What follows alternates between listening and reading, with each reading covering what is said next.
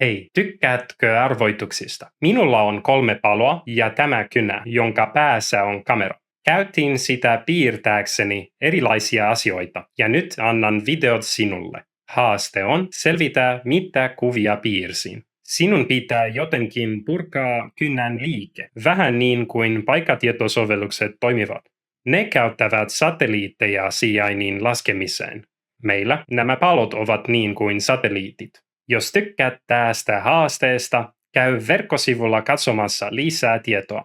Sieltä löydät videot 3D-demo-asennuksesta, työkalun, jolla voi testata kuinka lähellä olet oikeita piirroksia, ja keskustelualueen. Discord-kanava on paikka, missä kaikki tapahtuu.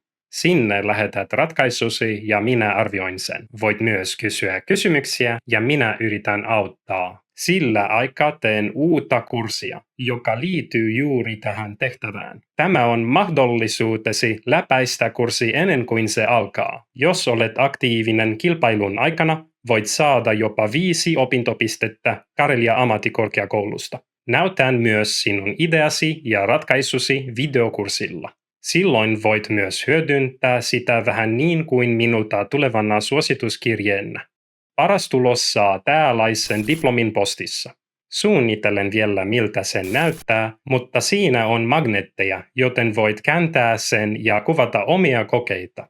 Onnea kisaan! Viimeinen osallistumispäivä on 15. heinäkuuta. Silloin ilmoitan voittajan ja aloitan kurssin kuvaukset. Toivottavasti sinä olet mukana. Hei hei!